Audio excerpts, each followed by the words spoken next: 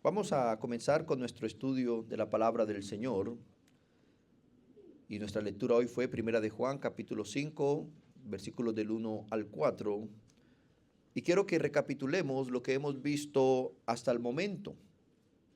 En nuestro primer sermón hemos visto la necesidad del nuevo nacimiento.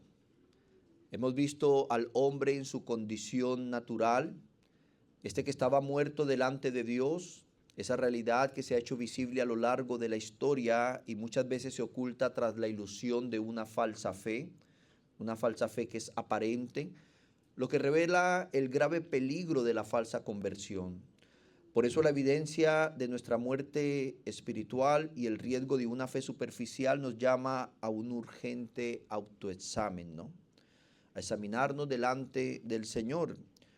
Es muy triste, hermanos, que tengamos que ir allá afuera y escuchar términos como evangélico ladrón, evangélico estafador, evangélico fornicario, porque simplemente hay una falsa ilusión de una supuesta fe. En nuestro segundo sermón veíamos a la luz de las Escrituras dos características, las dos primeras de ese que ha nacido de nuevo, del verdadero creyente. Vimos que el verdadero creyente no practica el pecado, que el creyente verdadero confía en Jesús como su Señor y Salvador. En nuestro tercer sermón vimos otras dos características, la característica 3 y 4 del creyente verdadero. Vimos como tercera característica que el creyente verdadero practica la justicia, que esa justicia que nos fue imputada por la obra de nuestro Señor Jesucristo en la cruz del Calvario se evidencia con nuestras acciones del diario vivir. Y también vimos como cuarto que el que ha nacido de nuevo se mantiene puro. Nuestro cuarto sermón fue la característica 5 de aquel que ha nacido de nuevo, y es que ama a sus hermanos en la fe. Y hoy, en nuestro quinto sermón y último de, si así lo podemos llamar, serie de quién es un verdadero regenerado, quién es ese que ha nacido de nuevo, vamos a ver como último que ese que ha nacido de nuevo, el creyente verdadero, vence al mundo. Y aquí quiero introducirlos, mis hermanos, con una importancia y un llamado a notar algo crucial, y es que Juan en el capítulo 5 no está comenzando con un tema nuevo, más bien está cerrando su argumento. Él está reuniendo todo lo que ha dicho a lo largo de su carta y lo hace bajo una sola afirmación final.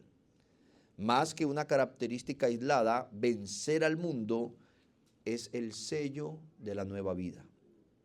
Dicho de otra manera, el apóstol Juan aquí en esta epístola reúne todas las anteriores características bajo una sola afirmación final.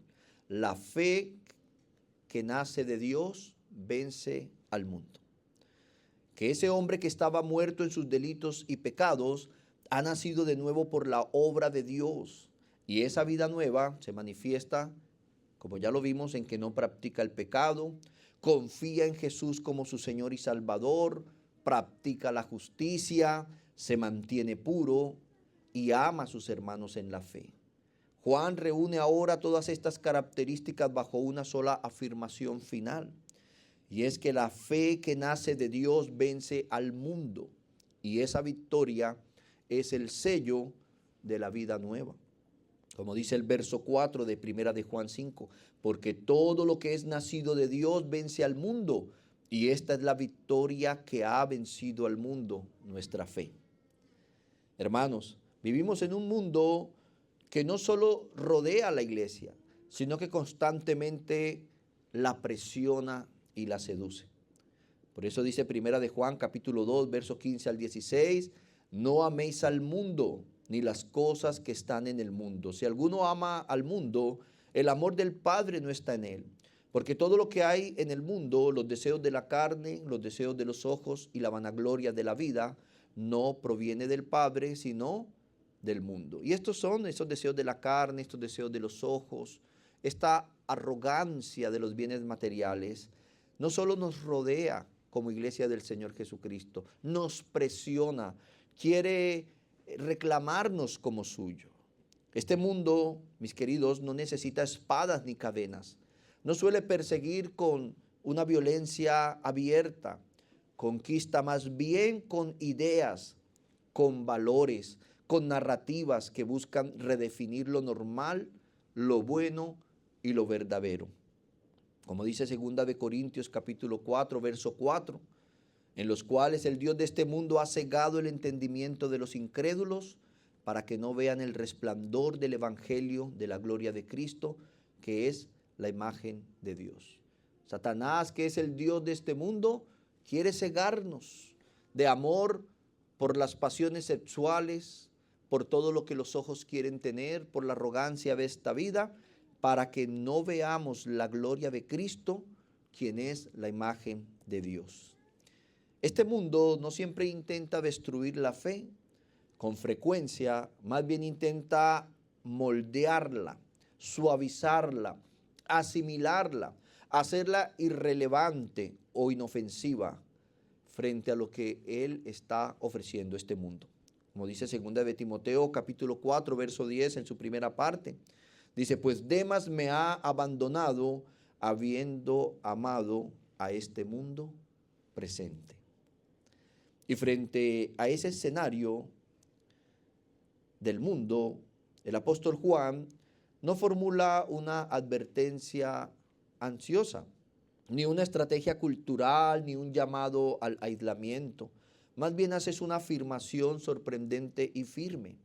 Todo lo que es nacido de Dios vence a este mundo. La pregunta entonces no es si el mundo existe. La pregunta es otra. ¿Cómo vencerlo sin huir de él? ¿Cómo vencerlo sin imitarlo? ¿Cómo vencerlo sin dividir la iglesia ni perder el testimonio? Porque lamentablemente es lo que vemos dentro del evangelicalismo tradicional, ¿no? Recuerden que el Señor Jesús oró y dijo, Padre, no te pido que los saques del mundo, ¿sí? Sino que la fe no les falte. Y esa es la pregunta que debemos hacernos. ¿Cómo vencer al mundo sin huir de él? ¿Cómo vencer el mundo sin imitarlo? Porque, como decía ahorita, es lo que se ve en el evangelicalismo tradicional. Se quiere vencer al mundo imitando al mundo, haciendo lo que el mundo hace, viviendo como el mundo vive. ¿Cómo vencerlo sin dividir la iglesia ni perder nuestro testimonio? Y así llegamos entonces en esta mañana a nuestro primer punto, el origen de la victoria que tenemos los cristianos frente al mundo. Todo lo que es nacido de Dios. Y quizás mi deseo no es desalentarle en esta mañana, pero si usted dice yo no he podido vencer al mundo, quizás es que la primera actividad que debes hacer no es enfrentar el mundo, sino nacer de nuevo. Porque todo el que es nacido de Dios, recuerden, no practica el pecado, tiene una fe en Jesús como su Señor y Salvador, se mantiene puro, ¿sí? Ama a sus hermanos en la fe, practica la justicia, y esta es la fe que ha vencido al mundo, el nuevo nacimiento. Todo el que nace de Dios vence al mundo. Ese es el origen de la victoria. Entonces, antes de preguntarnos cómo vencer al mundo, Juan nos obliga a enfrentar una pregunta más profunda. ¿Desde dónde se vence? Y es aquí donde la Escritura nos corrige. Juan no nos dice que el que se esfuerza vence al mundo. Simplemente necesitamos nacer de nuevo. Porque todo el que es nacido de Dios, dice primera de Juan 5:4, vence al mundo.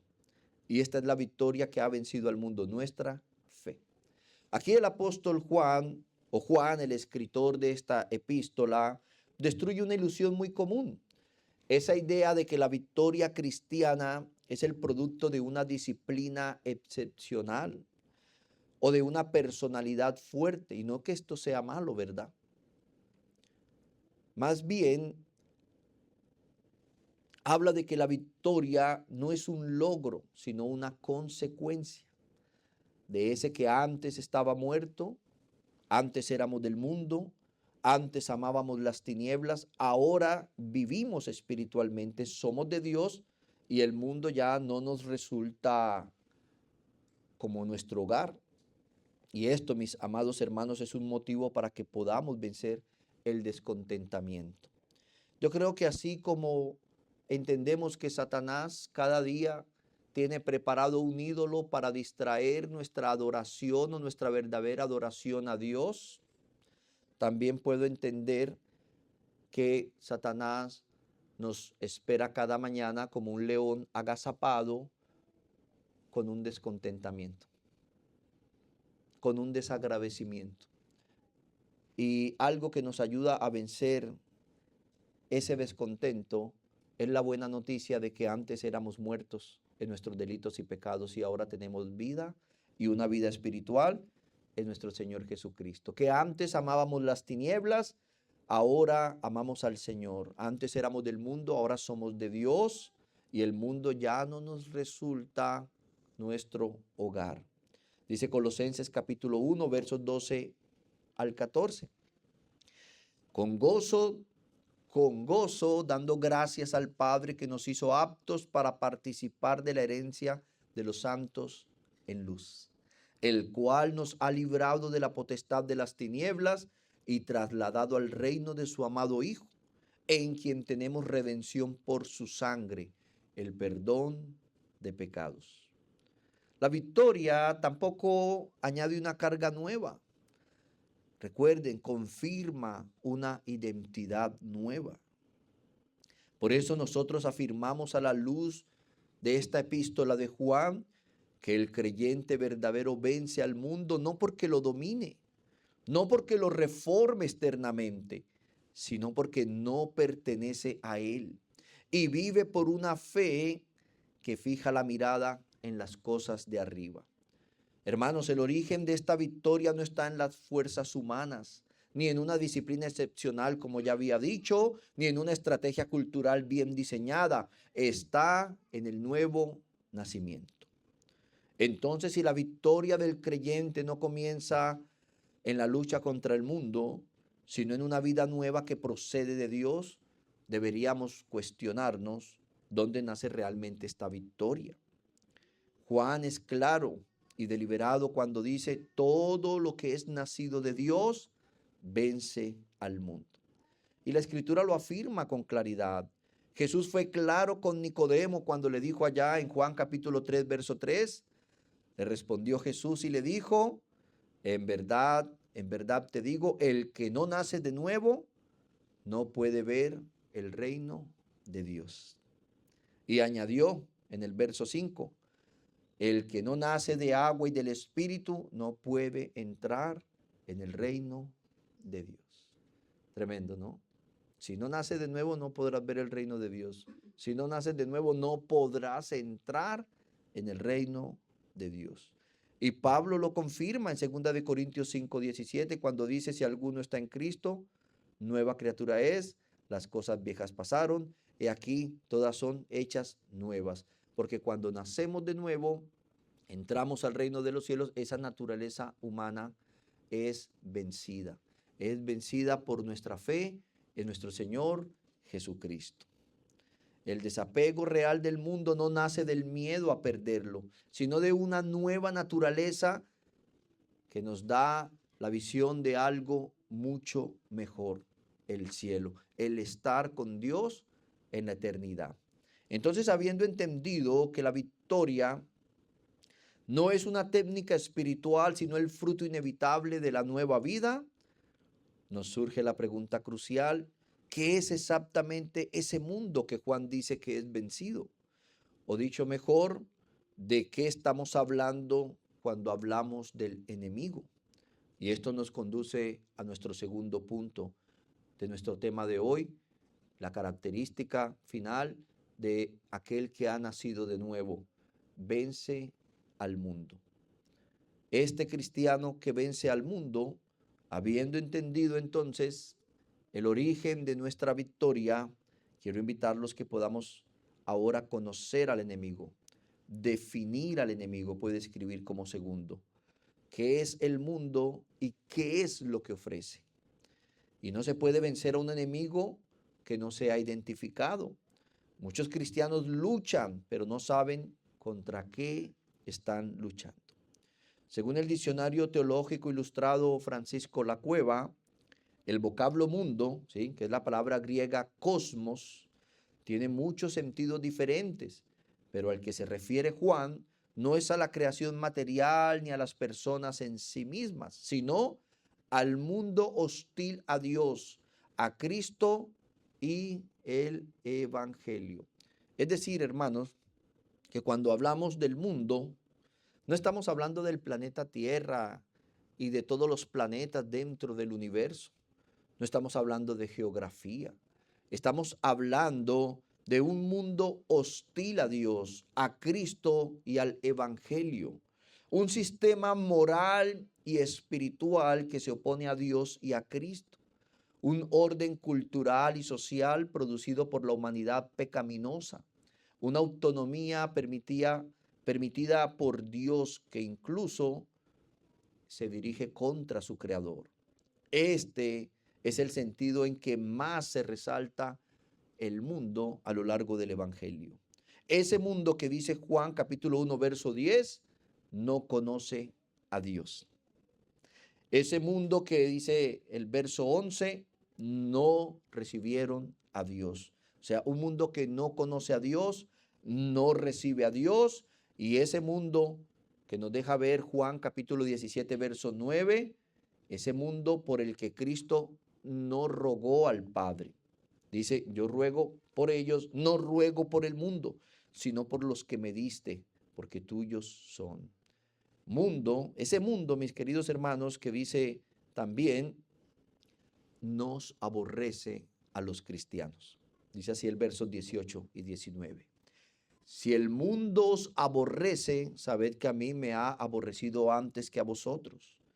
Si fuerais del mundo, el mundo amaría lo suyo.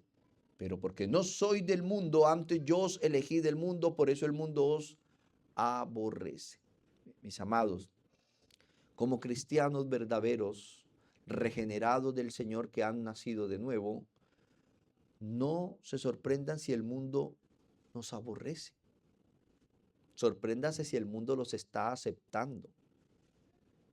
Porque el mundo no nos ama simplemente porque no ama a quien estamos unidos. Pero aquí hay que dejar claro una verdad muy importante. Los cristianos no estamos llamados, como dijo el Señor, a salir del mundo, sino a vencer el mundo con esa fe que tenemos, al haber nacido de nuevo.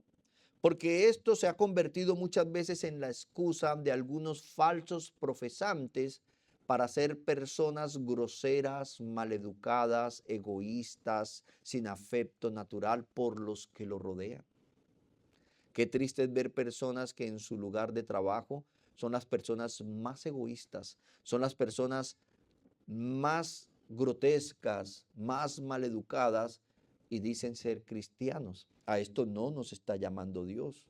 Porque muchos dicen, no, sí, es que me aborrecen por ser cristiano. Y va y le pregunta a uno, señor tendero, en esta cuadra vive un hermano de la iglesia, es un cristiano y dice que usted lo aborrece por ser cristiano, ¿es cierto? Sí, yo lo aborrezco, pero no por ser cristiano. Desde hace 3 años ya me debe 3 millones de pesos y todos los domingos me los está pagando. Mentiroso. Tremendo, hermanos. Que el mundo nos aborrezca es porque aborrecen a Cristo en nosotros, no porque estamos actuando de una mala manera. Y esto hay que dejarlo claro. Es triste que a veces uno, como pastor, va en un taxi y el taxista haga comentarios. Sí, es que esos pastores son ladrones. Y es triste tener que aceptar que hay pastores que se comportan como ladrones. Pero si son cristianos esos pastores, no sé. Quizás solo es su oficio. Quizás son falsos profesantes que se esconden dentro de una iglesia para poder abusar financieramente de algunos incautos e indoctos. Este mundo que nos aborrece, como dice la Biblia, también es aquel que dice Juan 16:33, en el que tendremos aflicciones. Por eso el Señor le dice a sus discípulos, estas cosas os he hablado para que en mí tengáis paz. En el mundo tendréis aflicción, pero confiad, yo he vencido al mundo. Un mundo entonces, hermanos, un mundo que no conoce a Dios, un mundo que no recibe a Dios, un mundo por el que Cristo no rogó, un mundo que nos aborrece, aquellos por los que Cristo sí rogó, un mundo en el que tendremos aflicción. Por eso decía un pensamiento, el mundo promete mucho, paga poco y siempre cobra caro. Este mundo es un sistema hostil a Dios al que se nos manda no amar. Primera de Juan capítulo 2, verso 15. No améis al mundo, ni las cosas que están en el mundo. Si alguno ama al mundo, el amor del Padre no está en él. Y ahora Juan, mire, nos presenta lo que este sistema ofrece. Dice, porque todo lo que hay en el mundo, los deseos de la carne, los deseos de los ojos y la vanagloria de la vida. Y esto no proviene del Padre, sino del mundo. Entonces ya vimos los textos que nos muestran que el mundo no es la creación ni las personas, sino un orden moral caído que vive como si Dios no existiera. Por lo que deberíamos preguntarnos, ¿estamos resistiendo al mundo bíblicamente o simplemente reaccionamos al mundo carnalmente? Por eso nuestro siguiente punto nos lleva a entender cómo opera hoy contra nosotros este mundo. Y es nuestro tercer punto de esta mañana, la estrategia del mundo, cómo nos ataca. La Escritura ya nos recordó que el enemigo no es la cultura ni la humanidad, sino un sistema que se opone a Dios. Ahora nos muestra su estrategia. Este sistema no siempre ataca con violencia, sino que presiona al creyente para que se conforme. El mundo no busca primero destruir la fe, sino moldearla a su imagen, redefiniendo lo normal y robando poco a poco nuestros afectos que le corresponden a Dios para que los invirtamos en Él. Por eso la exhortación es, como dice Romanos 12:2, no os adaptéis a este mundo. Interesante, ¿verdad? Y no os adaptéis a este mundo, sino transformaos por medio de la renovación de vuestra mente para que verifiquéis cuál es la voluntad de Dios, lo que es bueno, aceptable y perfecto. Mire, hermanos, el mundo no viene abiertamente con armas a querer vencernos. Él solapadamente se roba o nos roba los afectos que le corresponden únicamente a Dios. Por eso la exhortación es, no os adaptéis a este mundo. Y es interesante cómo suena esto en 3 versiones diferentes. Solo voy a decir la frase. Dice, no vivan según el modelo de este mundo. La palabra de Dios para todos. La palabra hispanoamericana dice, no se amolden a los criterios de este mundo. Y la Reina Valera contemporánea dice, y no adopten las costumbres de este mundo. Entonces ahora entendiendo que el cristiano que ha nacido de nuevo, ese verdadero regenerado, vence al mundo. Y el instrumento para vencer al mundo es nuestra fe, esa fe doctrinal en conocer a Cristo y reconocerlo como nuestro Señor y Salvador, nos lleva a entender quién es el enemigo. Que el enemigo no son las personas en sí. Es un sistema pecaminoso, un sistema abiertamente hostil a Dios y a su reino, por lo cual se nos exhorta, no vivamos según el modelo de este mundo, de ese mundo que es un sistema pecaminoso. No se amolden a los criterios de este mundo y no adopten las costumbres de este mundo.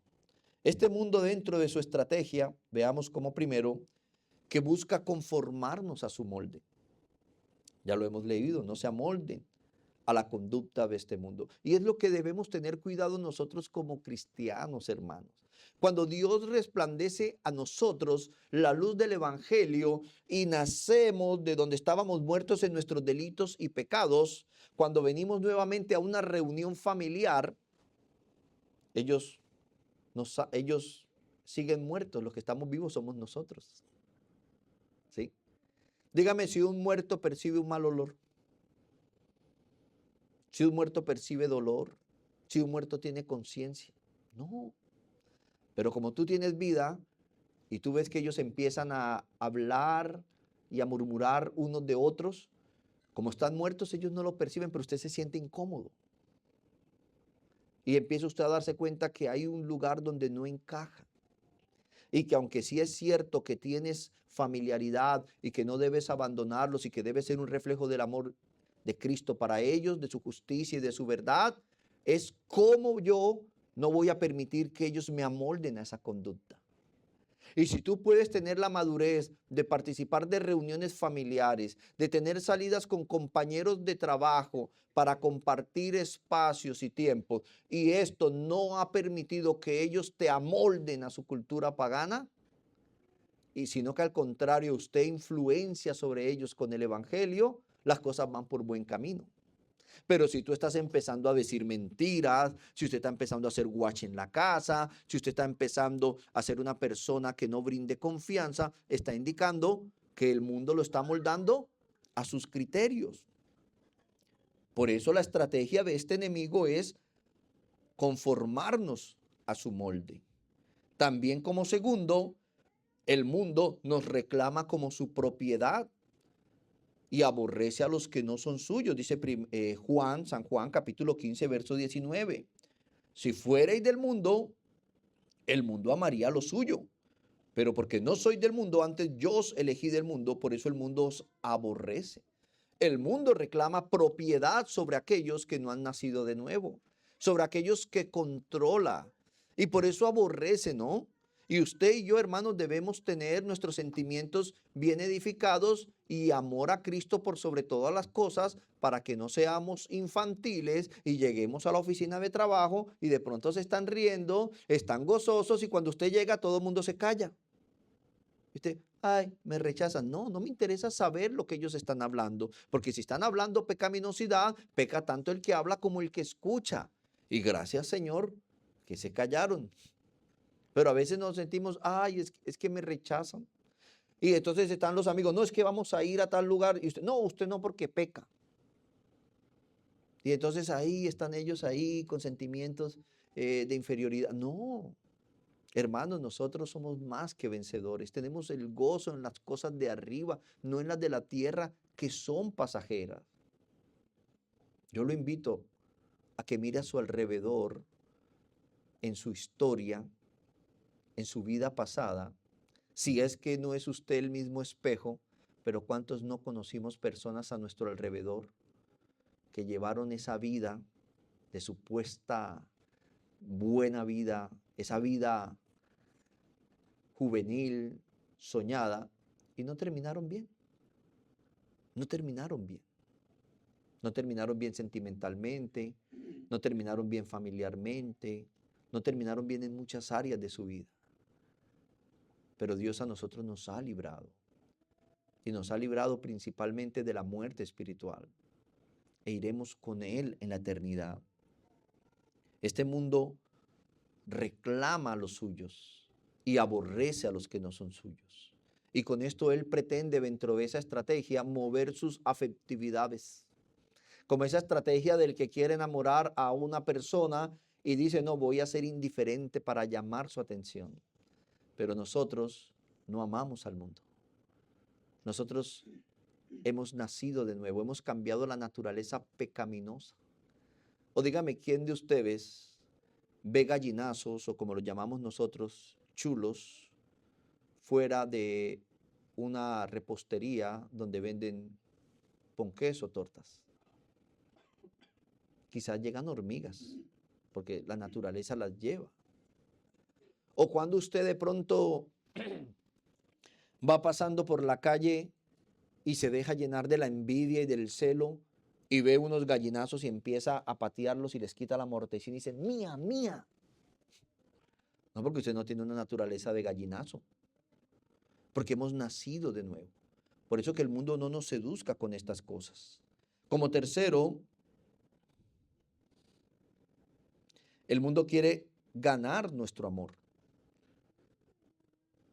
Y aquí es donde Juan no describe neutralidad. El mundo compite por el afecto que solo Dios debe tener. Por eso el mundo no solo está contento con reclamar a los suyos, sino que quiere también ganar a los que no son suyos. Quiere ganar su amor. Y por eso la Biblia nos dice, primera de Juan 2:15, no améis al mundo. Hermanos, hay un llamado preciso.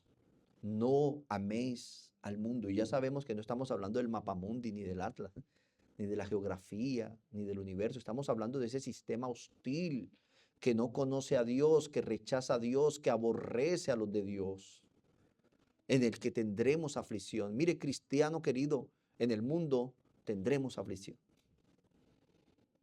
Segunda de Timoteo 4:10. Mire cómo el mundo quiere ganar tu amor hasta el punto que la Biblia nos da el ejemplo de uno que abandonó el camino del Señor amando este mundo presente. Dice la Biblia hispanoamericana, se ha dejado seducir por las cosas del mundo, Demas.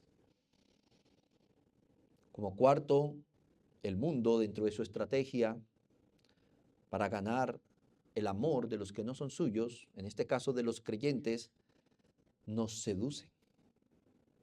El mundo es seductor, hermanos. Por eso nosotros debemos tener mucho cuidado. Esto es muy igual a la infidelidad, porque estamos en una relación de pacto con Dios, unidos por medio de la fe en Cristo Jesús, por su Espíritu Santo. Y el mundo nos seduce como el hombre casado que sale a la calle y allá está también la infidelidad seduciendo al hombre y a la mujer. Por eso nosotros debemos tener sumo cuidado. Primera de Juan 2:16. Mire cómo nos seduce el mundo, porque todo lo que hay en el mundo, los deseos de la carne.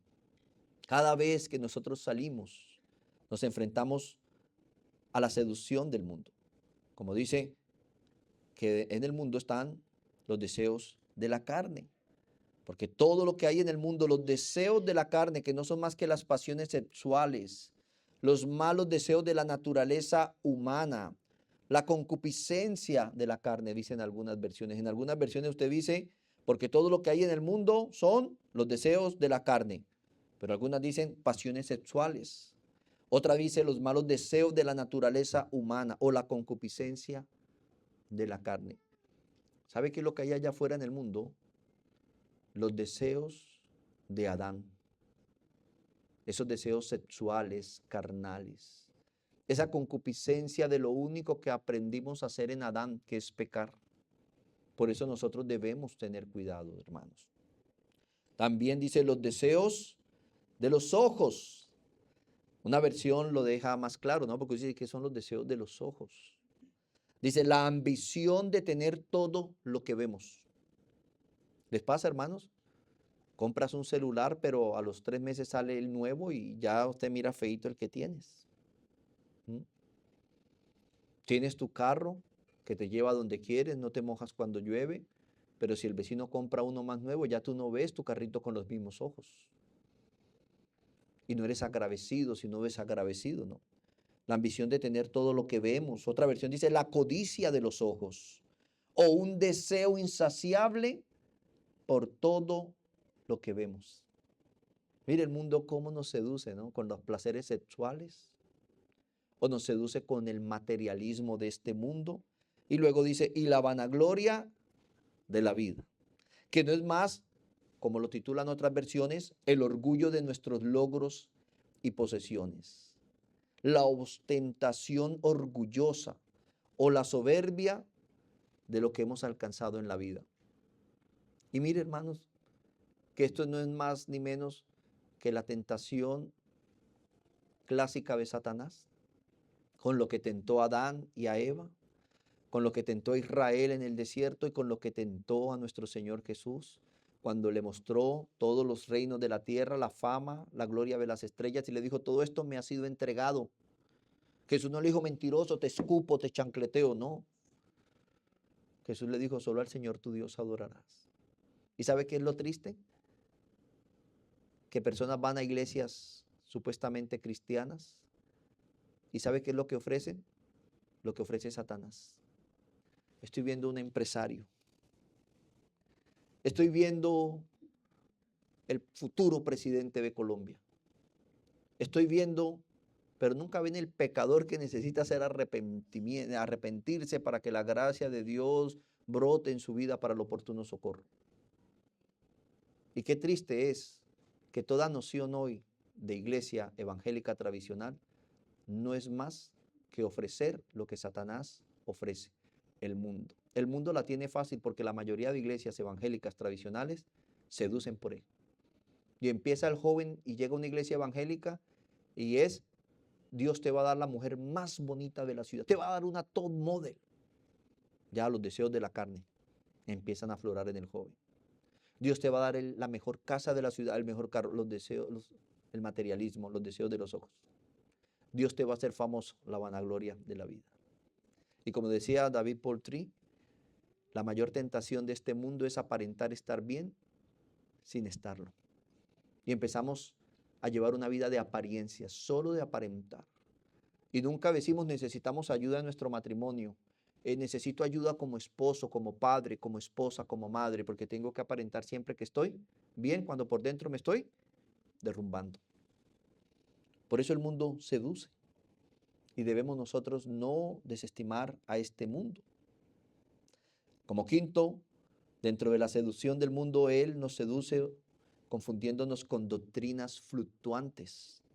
Dice Colosenses 2:8, mirad que nadie os haga cautivos por medio de su filosofía y vanas sutilezas según la tradición de los hombres, conforme a los principios elementales del mundo y no según Cristo. Y esto sí es un peligro, porque como a veces venimos de una cultura que no nos gusta leer, no leemos. Hermanos, no leemos. Y cualquier filosofía nos convence y nos lleva cautivos. Y el mundo tiene sus propias filosofías, que el que no tranza no avanza, ¿sí? El mundo tiene su propia filosofía y sin darnos cuenta nos puede seducir y nos hace caer. El ataque del mundo no siempre es una persecución abierta, sino una presión silenciosa para asimilarnos. El peligro, hermanos, no siempre es la persecución, sino amar a este mundo como lo amó Demas. Yo les contaba que una vez escuchaba a un amigo cristiano, estábamos en una reunión y yo le pregunté, ¿y va a venir tal persona? Y alguien dijo, no, que está desanimado. Y este hombre dijo, pero yo fui a visitarlo a la casa y era borracho en el andén tomando cerveza, no está desanimado, lo que está es contaminado por este mundo. Y a veces de verdad decimos que estamos desanimados, pero en realidad lo que estamos es contaminados por este mundo. Porque este mundo nos presiona, pero no nos presiona con violencia, nos presiona con filosofías, nos presiona con los deseos de la carne, con el materialismo, con esa loca carrera por alcanzar y tener para aparentarle a quienes en realidad no le interesamos. Mire, hermanos, cuando a usted le interesa a alguien, así no tenga nada, gana su interés. Pero cuando a usted no le interesa a nadie, así usted venga con todos los bienes del mundo, simplemente no le interesa. No le interesa. Punto. Así es, el enemigo no siempre viene con espadas, más bien con sonrisas. No siempre oprime, sino que redefine lo normal. El mundo prefiere la asimilación silenciosa. Y mire que cuántas veces de nuestra boca ha salido, no, sí, no, es que todo político roba, eso es normal. No, eso no, lo normal es que no robe, que sea honesto. No, allá en la empresa donde yo trabajo, todo el mundo es adúltero. Que eso es normal hoy en día. No, lo normal es que sea fiel al pacto matrimonial. ¿Sí ve cómo hemos redefinido lo normal? El mundo y hasta nosotros ya en el lenguaje. Por eso debemos tener cuidado del lenguaje que adoptamos, hermanos. Recuerden, los loros repiten, los seres humanos leen, comprenden, investigan. No somos loros. Por eso, sin darnos cuenta, el mundo nos ataca. Nos ataca cuando redefine lo normal. Lo que antes era pecado, ahora se celebra como progreso. Ridiculiza la santidad. La pureza y la obediencia a Dios se presentan ya como un atraso o un fanatismo, ¿no? Ya lo normal es, se enamoraron, sálganse a vivir. No, eso para qué casarse, eso es anticuado. ¿Y sabes qué es lo más triste? Que cristianos piensen así. ¿Sabes qué es lo más triste? Que hayan cristianos que vean que a alguien joven dentro del matrimonio quede embarazado y le digan, no, pero eso para qué, no, no, no, no, ¿para qué traer tanto mundo? No, hermanos, las filosofías del mundo han invadido pensamientos de hermanos en Cristo y no podemos permitirlo. Convierte lo eterno en irrelevante, ¿sí? Nos distrae con lo urgente y pasajero para que olvidemos lo que realmente importa. También este mundo nos ataca cuando encierra la fe en lo privado. Nos dice, creer está bien, pero solo en su casa, sin voz, sin influencia en lo público. Yo personalmente soy de las personas que digo, hermanos, si usted está en su oficina de trabajo, la mejor forma de usted darle gloria a Dios es siendo el mejor trabajador. No es dejando de trabajar por estar dando panfletos, Jesús te ama y nunca trabaja. No, así no lo van a creer. Ay, es que me echaron por ser cristiano. No, lo echaron por vago. ¿Sí? Y suele pasar. Pero mis hermanos, que siempre que haya oportunidad, cualquier persona que lo vea a usted, vea el reflejo del amor, la gracia, la justicia, la verdad de Dios. Que siempre que usted tenga la oportunidad pueda compartir la obra que Dios ha hecho en su vida. No como un religioso fanático, ¿no? Hoy en día, antiguamente no sé cuántos de ustedes lograron pasar por esos San Andresitos en la ciudad de Bucaramanga.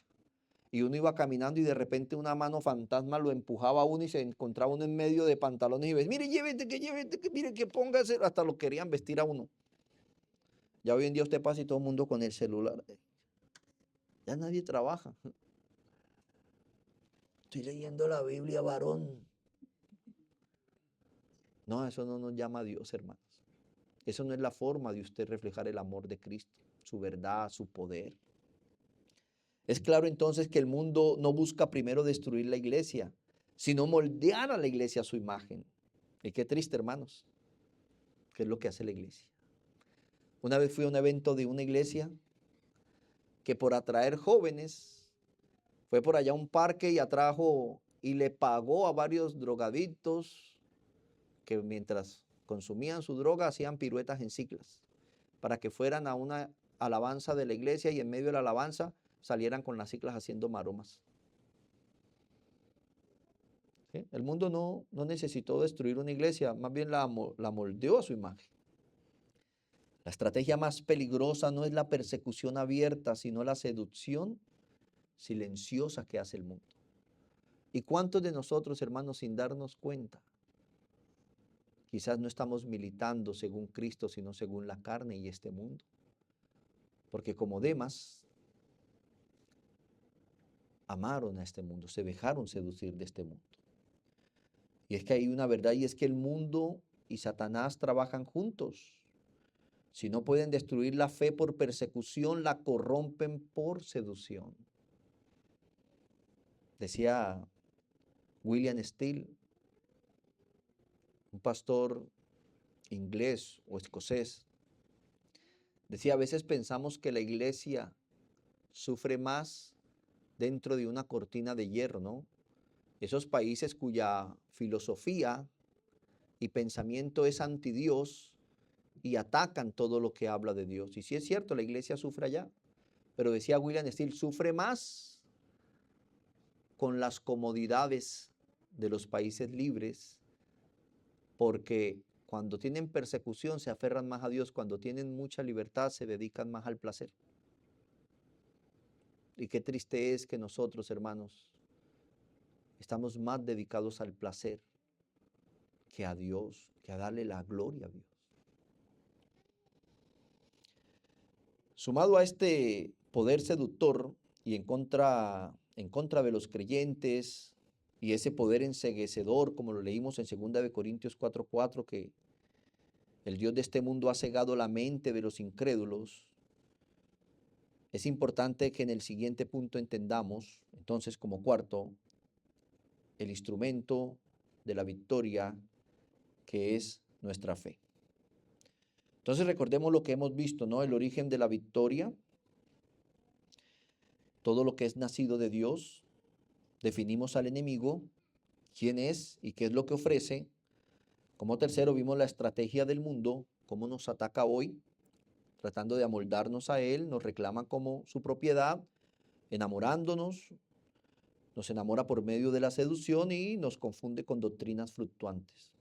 Ahora como cuarto veamos el instrumento de la victoria, que es nuestra fe. Dice así Juan capítulo 5, verso 4. Porque todo lo que es nacido de Dios vence al mundo y esta es la victoria que ha vencido al mundo, nuestra fe. Y esta fe, mis hermanos, no es solo una confianza subjetiva ni un sentimiento pasajero. Cuando el mundo quiere amoldarnos a él, entonces la fe como instrumento de victoria no nos deja. Ya veíamos que el mundo quiere seducirnos. ¿Y cómo? Tratando de amoldarnos a él. Pero el instrumento de victoria, que es la fe, cuando el mundo quiere amoldarnos a él, la fe no nos deja, como dice Romanos 12. Dice, no os conforméis a este siglo, sino transformaos por medio de la renovación de vuestro entendimiento, para que comprobéis cuál sea la buena voluntad de Dios, agradable y perfecta. ¿Cuántos han tomado decisiones en su vida de trabajo, qué va a estudiar, matrimonio, relaciones, etcétera, moldeados por el mundo, según los criterios del mundo y no según Dios? ¿Por qué? Porque la fe, esa fe doctrinal, esa fe de conocer a Dios por medio de su palabra, renueva nuestro entendimiento y nos transforma para poder ser personas que comprobamos la buena voluntad de Dios, que es agradable y perfecta. Cuando el mundo, también cuando el mundo nos reclama, o cuando el mundo reclama que somos suyos, recuerde que el mundo quiere reclamarnos como su propiedad, la fe afirma nuestra identidad en Cristo. Gálatas 2:20. Con Cristo estoy juntamente crucificado, ya no vivo yo, sino que Cristo vive en mí, y lo que ahora vivo en la carne, lo vivo en la fe del Hijo de Dios, el cual me amó y se entregó a sí mismo por mí. Entonces, cuando el mundo quiera reclamarnos como suyo, debemos entender que ya no vivo yo, porque yo morí y he resucitado a una nueva vida, y como dijo Pablo, ya no vivo yo, vive Cristo en mí. El mundo no tiene poder en mí. Si ve, el nuevo nacimiento ya es el origen de nuestra victoria. Pero la fe nos recuerda que no somos del mundo, que no le pertenecemos al mundo. Por eso no podemos dejarnos moldear por el mundo. También Juan capítulo 15, verso 19, dice que por eso el mundo nos aborrece, porque ya no somos de él. Hermanos, no viva como si le pertenecieras al mundo. Pertenecemos a este mundo físico, pero no a ese sistema hostil en contra de Dios, en contra de su verdad, en contra de su Mesías y de su reino. Cuando el mundo busca enamorarnos, también vemos que el mundo trata de enamorarnos, la fe nos recuerda es el amor de Dios. Por eso, como hemos leído en varias ocasiones, primera de Juan 2:15, no améis al mundo ni las cosas que están en el mundo. Si alguno ama al mundo, entonces el amor del Padre no está en él. Cuando hemos nacido de nuevo, cuando hemos tenido esa nueva identidad, que ya no vivimos nosotros, sino Cristo quien nos amó y se entregó por nosotros, ese amor de Dios por nosotros nos ayuda a no amar el mundo. Por eso, mis queridos hermanos, la fe nos recuerda el amor de Dios frente a ese enamoramiento del mundo y esa amistad que nace de nuestro amor con Dios. Dice Santiago capítulo 4, verso 4, oh almas adúlteras, ¿no sabéis que la amistad del mundo es enemistad contra Dios? Cualquiera pues que quiera ser amigo del mundo, se constituye enemigo de Dios. Hermanos, no le den ni su amistad al mundo. Recuerden lo que Pablo dijo. Pablo dijo, no os mando estrictamente que no os juntéis con los fornicarios de este mundo. De lo contrario, nos tocaría salir del mundo. Sino que con aquel que haciéndose llamar hermano, ¿sí?, es fornicario, avaro, borracho, ladrón, deshonesto, etc. ¿Qué da a entender esto, hermanos? Que es que Dios no nos está llamando a que lleguemos a la oficina del trabajo y, hola, ¿cómo llegó? Pecador. Hermano, yo conozco personas así. Le pido a Dios paciencia y perdón porque no me agrada estar cerca de esas personas. Esas personas hasta le hacen daño a uno. En serio. Porque eso no nos ha llamado Dios.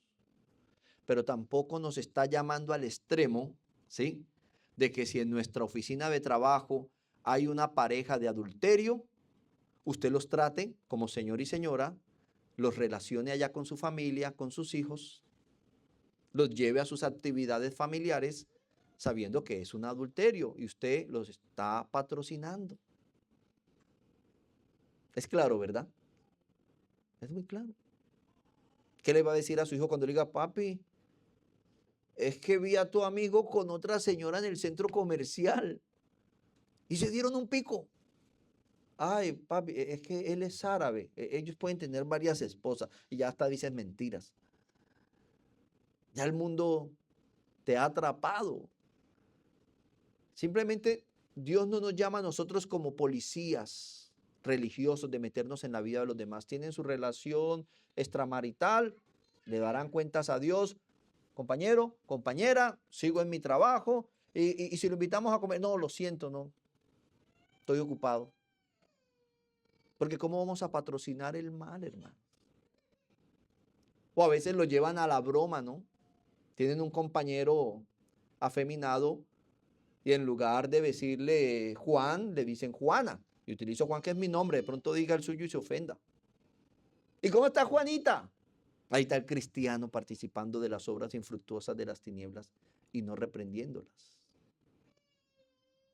Qué triste, ¿verdad? Si ve cómo el mundo no viene, ¿usted se imagina cuántas personas se están matando en Asia y en África hoy solo por su fe en Jesús? Y si a usted tan solo le cuesta ser ordenado como cristiano, ¿cómo será cuando tenga un fusil frente a usted, una macheta, una motosierra, que tengan a su esposa o a sus hijos y decirle, renuncia a Cristo, los matamos? Al cabo que nunca seguía a Cristo. Por eso estamos enseñando quién es un verdadero cristiano, para que ya no nos generalicen, para que ya no estén diciendo evangélico fornicallón, evangélico ladrón, evangélico mentiroso, deshonesto. Tenemos que definir quién es un verdadero cristiano y es aquel que ha nacido de nuevo y que tiene unas características que estamos viendo, que su fe en realidad vence al mundo. También, hermanos, la fe es nuestro instrumento porque cuando el mundo nos seduce, la fe nos mantiene arraigados y sobreedificados en él, como dice Colosenses 2:7. Arraigados y sobreedificados en él y confirmados en la fe, así como habéis sido enseñados, abundando en acciones de gracia. También cuando el mundo nos confunde con doctrinas fluctuantes, la fe nos hace perseverar en la enseñanza recibida. Judas capítulo 1, versos 3-4 dice, amados, por la gran solicitud que tenías de escribiros acerca de nuestra común salvación, me he visto en la necesidad de escribiros, exhortándoos a que contendáis ardientemente por la fe que ha sido transmitida a los santos de una vez por todas. Porque se han introducido solapadamente algunos hombres, los que desde antes habían sido destinados para esta condenación, hombres impíos que convierten en libertinaje la gracia de nuestro Dios y niegan al Dios y niegan a Dios, el único soberano, y a nuestro Señor Jesucristo. Hermanos, la fe nos lleva a contender por la verdad. Pero si tú no estás leyendo la Biblia y no conoces la verdad, si tú tienes una verdad a medias, Mire, hermanos, un verdadero cristiano debe orarle a Dios que le dé la sabiduría para que no lo instrumentalicen. Porque a veces nos instrumentalizan y sabe, a veces hasta las religiones.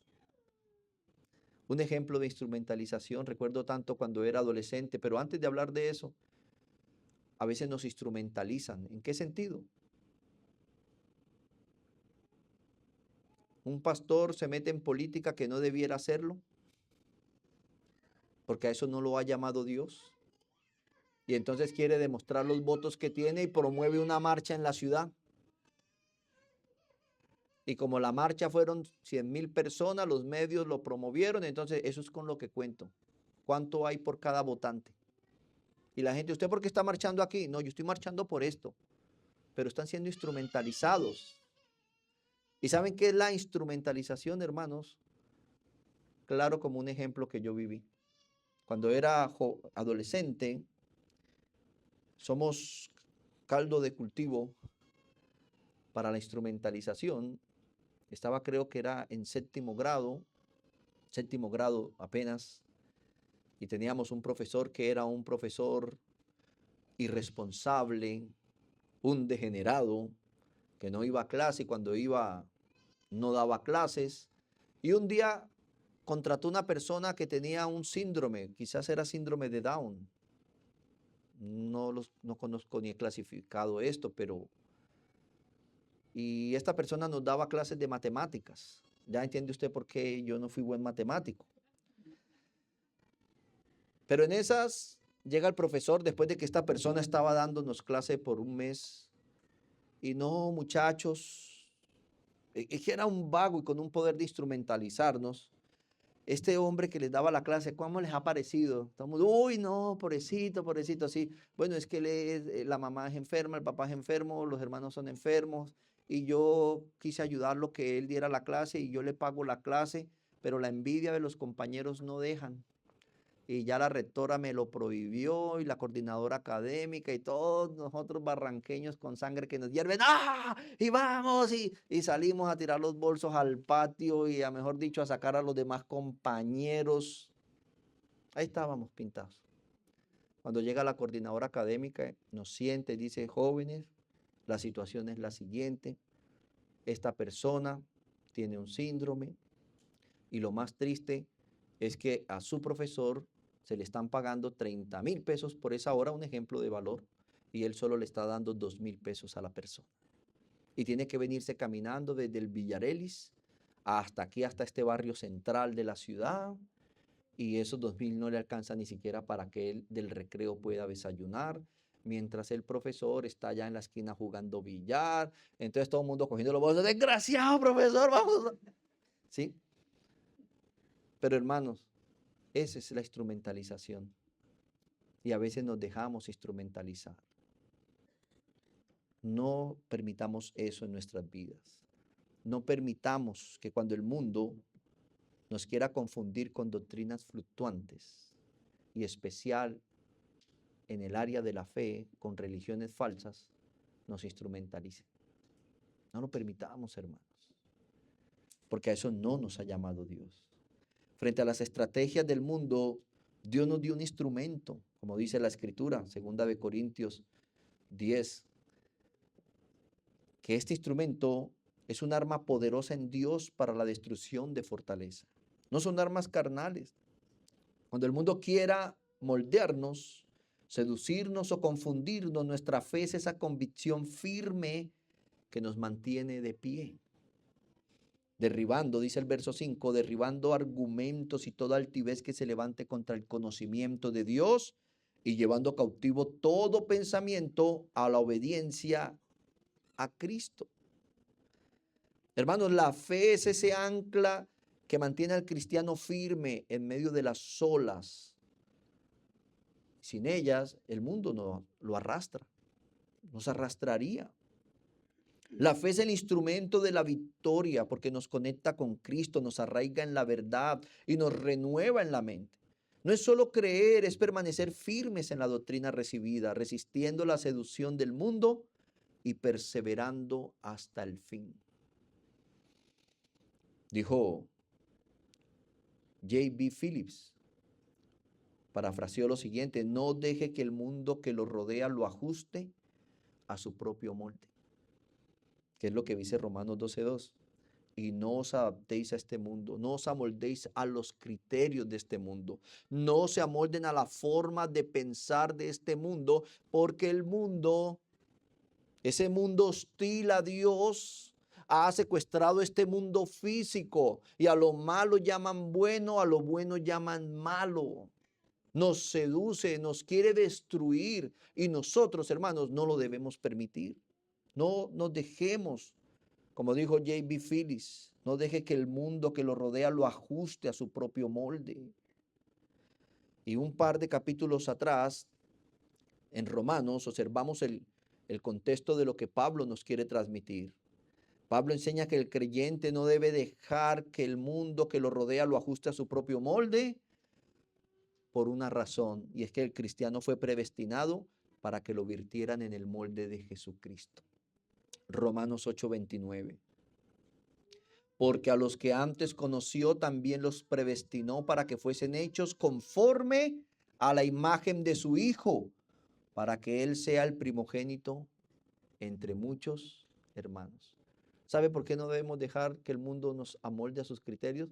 Porque hemos sido predestinados para ser vertidos en el molde de nuestro Señor Jesucristo. Por eso, lo que dicen o hacen los demás ya no le preocupa al verdadero cristiano. Él vence el amor por el mundo. Él no encuentra placer en las cosas mundanas que parecen dar felicidad. A la mayoría de las personas, las cosas del mundo les da felicidad. A un creyente que ha nacido de nuevo, no. Uy, es que tengo 4 novias. A mí no me interesa. Primero, gastar plata en 4 y irme para el infierno. Ya no encuentra placer. A él le parecen necias e indignantes de un ser inmortal. No ande, mi querido hermano, como daba yo la ilustración, peleando con gallinazos por mortecina, cuando esa no es su naturaleza. Esa no es su naturaleza. Un verdadero creyente que ha nacido de nuevo y que su fe vence al mundo, no ama al mundo, ama a los elegidos de Dios. Ama a Dios más que la aceptación de los hombres. ¿Usted se ha preguntado algo, mis queridos hermanos? ¿Cuántas veces de pronto has tenido que testificar de forma mentirosa en contra de un compañero por quedar bien con un jefe? Y ahí estás mirando solamente es el salario, la posición, pero no estás mirando a Dios, que detrás de eso te espera en su trono el día de tu muerte. ¿Cuántas veces, hermanos, vendemos nuestros principios y nuestros valores? Y ahí tenemos que aprender a confiar en Dios. El mundo nunca llega y coge, un hombre pervertido nunca llega y coge una joven y la obliga a fornicar, a adulterar. Simplemente le dice, te tengo para grandes cosas. Empieza a ofrecerle ascensos, salarios, estabilidad, y cae seducida por el pecado. Pero nosotros los cristianos preferimos a Dios antes que el avanzar con este mundo. El verdadero creyente que ha nacido de nuevo, cuya fe vence al mundo, teme ofender a Dios más que ofender a los hombres. No es importante para él si lo culpan o lo elogian. Su meta principal es agradar a Dios. Mis hermanos, el cristiano posee algo mayor que lo que tiene este mundo, un gozo verdadero. Y así es como él vence al mundo. Y termino diciendo que vencer al mundo no es huir de él. Tampoco es dominarlo como quiere hacer el evangelicalismo tradicional. Ni parecernos a él, no. Es vivir en medio de él con la mirada puesta en Cristo. Porque la mejor manera de caminar en esta tierra es con la vista puesta en las cosas del cielo. Es la mejor manera en que usted sea un buen esposo, un buen padre, un buen trabajador, un buen vecino. como dice Colosenses capítulo 3, versos del 1 al 4.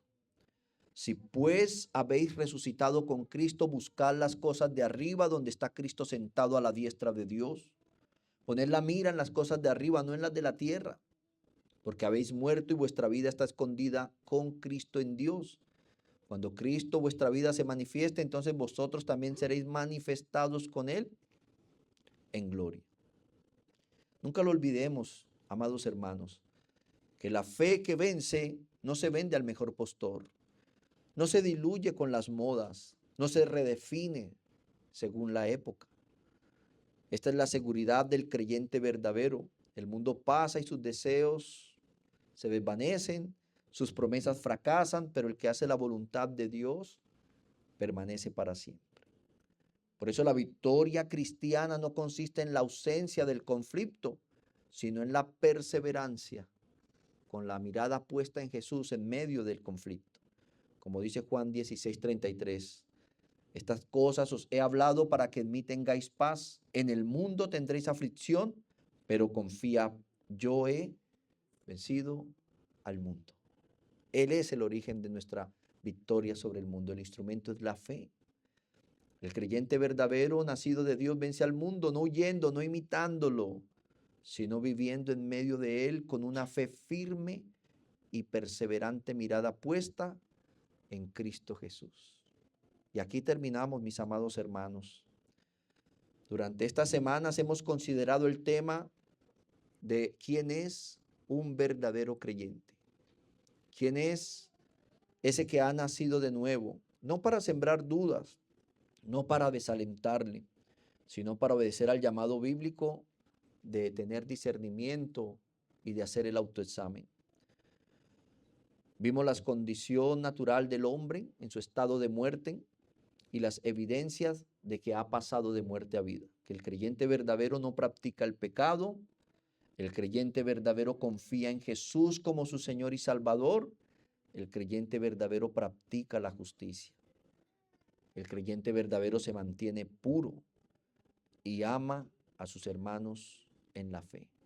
Estas características son la materialización de su fe, la evidencia de que ha vencido al mundo. Y yo lo invito que vuelva a escuchar estas enseñanzas que las subimos, las grabamos para que usted pueda mirarse a la luz de estas características y comprender si eres un verdadero creyente o quién es un verdadero creyente.